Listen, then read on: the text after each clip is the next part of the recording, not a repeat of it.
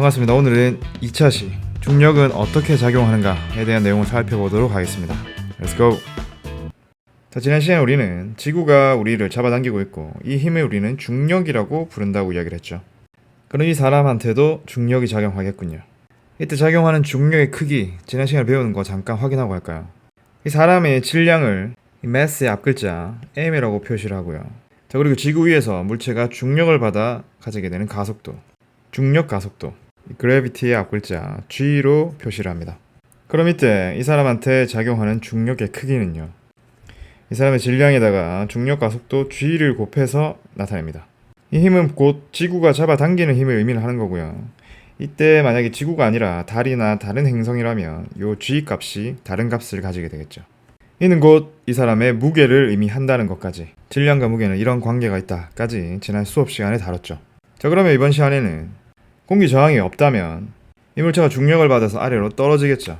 그럼 이때 떨어지는 이 물체의 운동을 분석하는 겁니다. 여러분들이 예상했다시피 이 사람은 아래로 떨어지면서 점점 속도가 빨라질 겁니다. 그죠?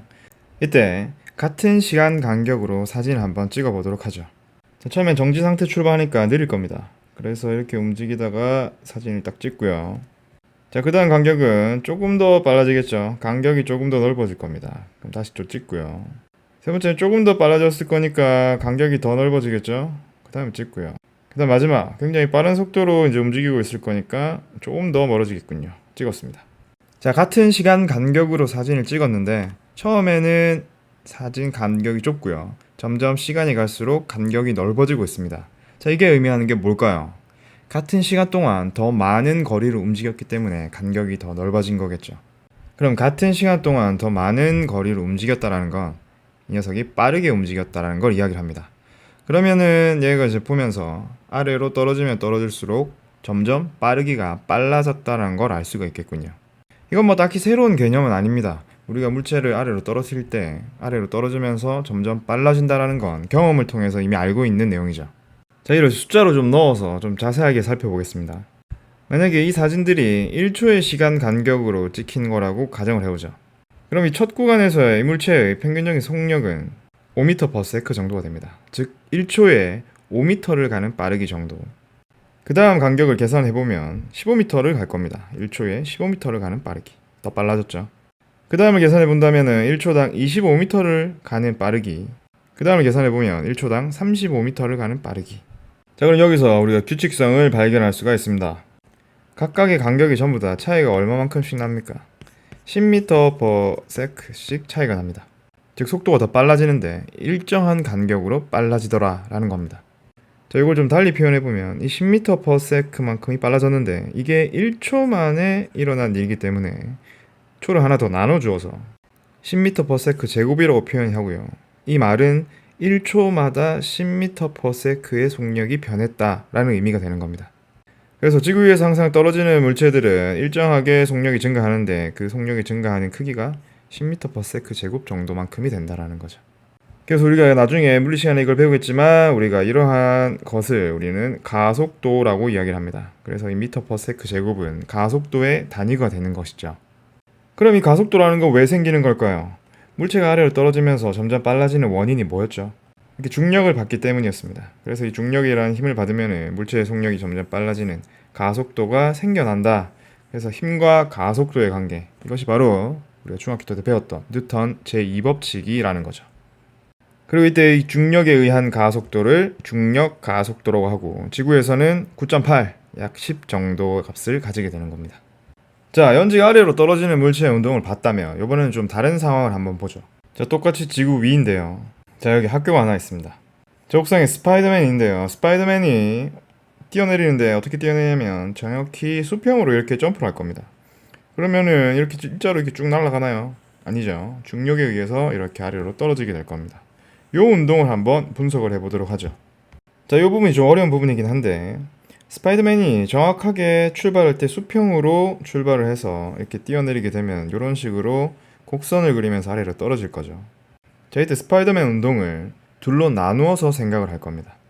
비스듬하게 움직이는 이 운동을 수평 방향으로의 운동과 연직 방향으로의 운동으로 나누어서 한번 생각을 해보도록 하죠. 그럼 얘를 다시 데리고 오겠습니다.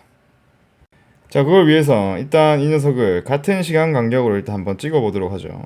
자, 이만큼 갔을 때 1초가 지났을 때 한번 찍고요. 자, 그리고 또 시간이 지났을 때 한번 더 이렇게 찍고요. 그리고 마지막으로 시간이 더 지났을 때 이렇게 한번 찍죠.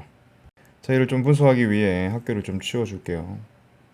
요 스파이더맨이 운동하는 부분을 조금 확대를 해보도록 하겠습니다. 자, 아까 둘로 나눠서 생각한다라고 했죠. 자, 아랫 방향으로 연직 방향으로의 운동과 옆으로 수평 방향으로의 운동으로 나누어서 생각을 할 겁니다. 먼저 수평 방향으로의 운동을 보자면 이 스파이더맨이 좌우로 어떻게 움직였는지만 보겠다는 의미예요. 즉, 이 상태에서 우리가 보기 쉽도록 각 위치에 있는 스파이더맨을 정확하게 위로 옮겨서 수평 방향으로, 즉 좌우로 어떻게 움직였는지를 한번 분석을 해보도록 하죠. 그리고 이 녀석들의 간격을 한번 확인해보죠.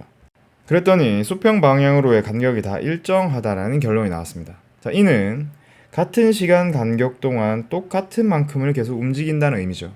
즉, 빠르기가 어떻다? 일정하다라는 의미가 되는 겁니다.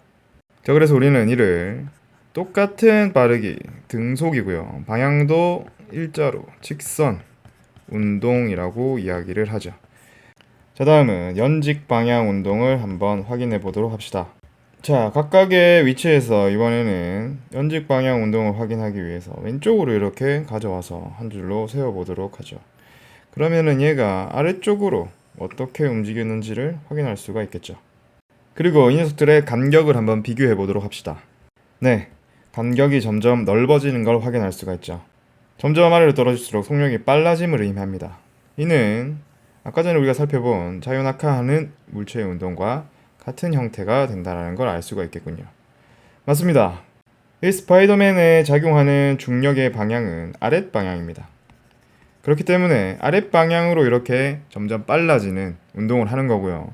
수평 방향으로는 아무런 힘도 작용하지 않기 때문에 이렇게 등속 직선 운동을 하는 겁니다. 이 두 운동이 합쳐진 것이죠. 그래서 수평 방향과 연직 방향 이 두 개를 합쳐서 이제 생각을 하는 문제인데요. 물리1에서 이런 건 다루지는 않습니다. 물리1에서는 그냥 1차원에서 좌우로 왔다 갔다 하는 것만 다루고요. 물리2에서 이렇게 2차원 물체의 운동을 분석을 하게 될 겁니다. 자, 그 다음에 또 다른 마지막 상황을 한번 살펴보도록 하죠. 자, 똑같이 지구가 있고요. 이 지구 위는 지금 전쟁 중입니다. 그래서 대포를 쏠 거예요. 저 대포 알의 크기는 과장되어 있습니다. 자, 화약을 조금 넣어서 굉장히 약하게 쏘았다라고 생각해보죠. 그러면은 대포 알이 튀어나가는 속도가 느릴 겁니다. 그러면은 얘가 이렇게 쭉 수평으로 날아가다가 아래로 이렇게 떨어지게 되겠죠. 이런 경로를 그리면서요. 자, 이번에는 화약을 좀 더 채워봅시다. 좀 더 빠르게 쐈어요. 그래서 빨리 튀어나간 이 녀석은 좀 더 먼 거리를 날아가서 이렇게 떨어지게 될 겁니다. 이런 경로를 따라서요. 좀 더 세게 쏴볼까요? 그러면 좀 더 이렇게 멀리 날아가겠죠. 자, 이때쯤 되면 우리는 이런 생각을 한번 해볼 수 있죠. 대포알이 튀어나가는 속력이 점점 빨라진다면 얘가 한 바퀴를 돌아서 원래 자리에 올 수 있지 않을까 하는 겁니다. 그게 만약에 가능하다면 이 대포알은 떨어지지 않고 지구 주변을 계속 돌게 되겠죠. 자, 이게 바로 인공위성입니다. 충분히 빠른 속도로 수평으로 쏘게 된다면은 얘가 아래로 떨어지긴 하지만 지구의 곡률과 같아지는 순간이 된다면 얘는 계속 지구 주위를 돌 수 있다라는 겁니다. 여러분, 중력에 대한 일화 중 이런 거 한번 들어봤을 겁니다. 뉴턴은 사과가 이렇게 아래로 떨어지는 것을 보고 중력을 생각했다, 뭐 이런 거 있죠. 근데 뉴턴은 이때 이런 의문도 가집니다. 자, 중력에 의해서 사과가 아래로 떨어진다면 저기 지구 주변을 돌고 있는 달은 왜 아래로 떨어지지 않을까 하는 거였죠. 그래서 뉴턴은 방금 전에 알아본 포탄을 쏘는 것 같은 상상을 하는 겁니다. 실제로는 달도 아래로 계속 떨어지고 있지만 수평 방향으로 굉장히 빠르게 운동하고 있기 때문에 바닥에 닿지 않는다는 것이죠. 인공위성 또한 마찬가지입니다. 지구 중력에 의해서 아래로 계속 떨어지고 있지만 수평 방향으로 빠르게 운동하고 있기 때문에 바닥에는 닿지 않는 거죠. 즉, 모든 물체는 중력을 받아서 아래로 떨어지는 운동을 한다라는 겁니다. 이게 바닥에 닿을 수도 있고 바닥에 닿지 않을 수도 있다라는 거죠. 자, 정리 한번 할까요? 중력의 크기는 질량에다가 중력각도를 곱한다. 이 중력에 의해서 물체는 아래로 떨어지면서 점점 속력이 증가한다. 이를 우리는 자유낙하 운동이라고 이야기를 한다. 수평 방향으로 던져진 물체 운동은 수평 방향과 연직 방향으로 구분한다. 연직 방향 운동은 자유낙하 운동과 같고요. 수평 방향 운동은 아무런 힘도 작용하지 않기 때문에 등속 직선 운동을 한다. 수평 방향으로 충분히 빠르게 던져지게 되면 계속 아래로 떨어지지만 지구가 둥근 그 곡률과 같아지게 되면은 계속 이렇게 돌게 된다 라는 거죠. 자, 오늘 여기까지고요. 수업 시간에 만납시다. 고생 많았습니다.